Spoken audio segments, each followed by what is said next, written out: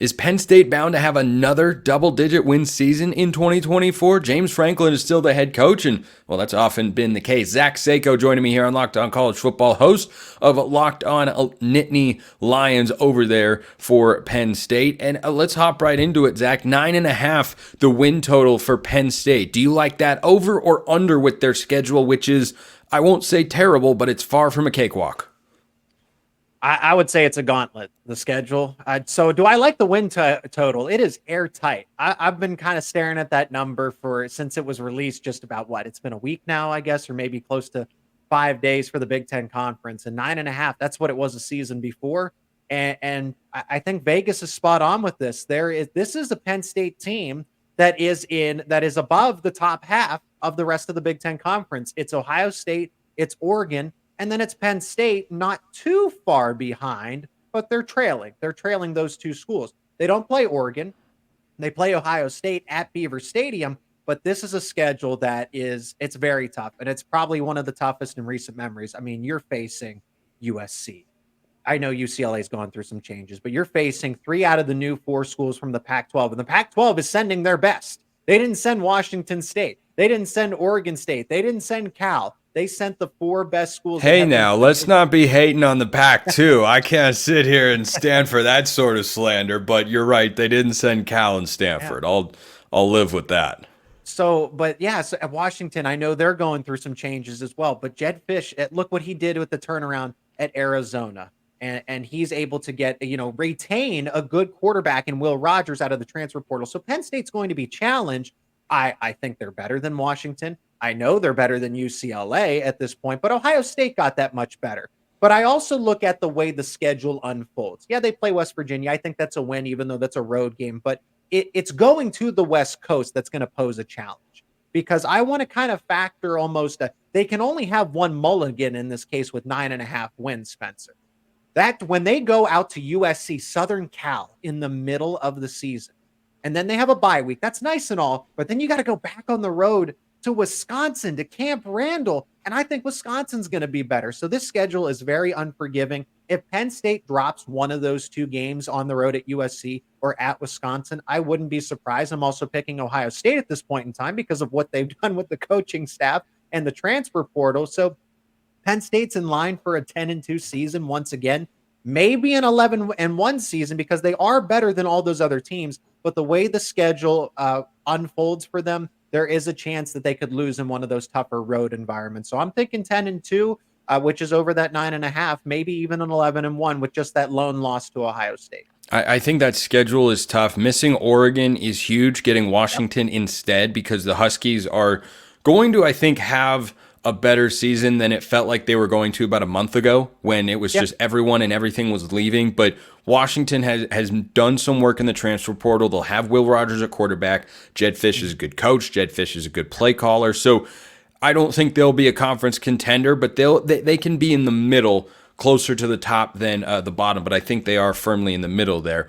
I like what you brought up about Wisconsin, because going to Camp Randall, never easy. Just not going to be. Luke Fickell's going into another year in Madison in which I feel good about what he is building there and what they are capable of doing, what he can do as a head coach. Yep. Maybe it's because I'm a West Coast kind of guy, but I'm very high on USC, and I think USC fans will tell you I'm not exactly what you would describe as a USC homer, but I think their offseason moves have been good. That's a long trip. I mean, when there was in the middle of the season, you don't have a month to prepare for that hype of that Rose Bowl that they've done in the past. Right. And so that, I think, is at least advantageous. The players and coaches and everyone are familiar with going all the way over, but it hasn't been in the middle of the season. And I think that is one of the premier trips that we're going to see a team make this year. You're going to have Penn State play USC. I think both teams will be ranked around the time that happens. Penn State's schedule early, I like that you brought that up too, because their schedule early, I think, is really favorable. You got the West Virginia game first. That's a winnable game. That is absolutely winnable game. Then you go 4 straight at home, including your first 2 Big Ten games. I expect Penn State to be 5-0 there. But then in the middle, the Ohio State, at Wisconsin, at USC, Boy, that stuff can get dicey. But let's talk about the team Penn State will be putting on the field. Drew Allar back at quarterback. James Franklin back at head coach. Correct me if I'm wrong. A new offensive coordinator has moved his way into the building. New defensive coordinator with Manny Diaz going to take the head coaching job at Duke. How do you feel about Penn State's offseason as it pertains to 2024? Because if they go 10-2 again, that's probably a college football playoff spot. Yeah, that is a college football playoff spot, assuming that they lose to, Ohio State's going to be in the top three, most likely. And that game's at Beaver Stadium. So do I lean Ohio State in that game? Yes, but it's not saying that Penn State couldn't win and surprise the Buckeyes, who will most likely be favored. As far as the offseason moves go, Penn State got its number one choices if they were going to have to make any replacements. They fired Mike Yurcich.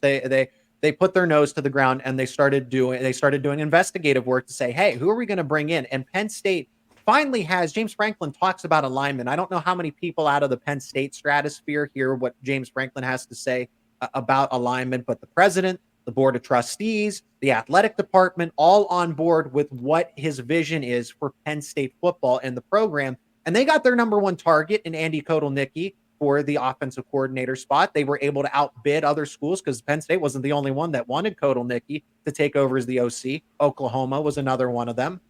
And then Tom Allen, who is a former head coach. James Franklin talks about how valuable it is to have a head coach at these coordinator spots. And that's exactly what they were. And special teams, they got Justin Lustig. So they have three new coaches at all three major coordinator spots. It is crazy to think that Penn State was a top 10 team, loses all three of those major coaches, and might have been able to upgrade 2 out of 3 of them. And that's no disrespect to Stacey Collins. We know Mike Yurcich didn't work out in Happy Valley, but this time around, Penn State was able to go get their priority targets and bring them to Happy Valley. And that's a testament to the athletic director in Pat Kraft. I like what they've done in the transfer portal. They've addressed needs. Have they done exactly enough? I'd like to see more at wide receiver, offensive line as well, but you got something. Something is better than nothing.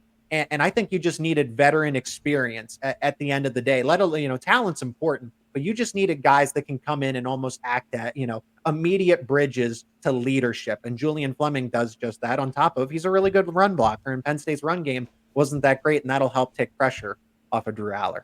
Yeah, I think having Fleming in there to help unlock the downfield passing game is huge for the Nittany Lions offensively. And with a new staff, that's certainly something that I'll be looking for early in the year. And they've got to have it loaded and ready to go week 1, because going to Morgantown is going to be no joke. That's that's a bowl team and then some last year under Neil Brown for the Mountaineers. Zach Seyko, the host of Locked On Nittany Lions, here on Locked On College Football. Zach, thanks so much for joining me.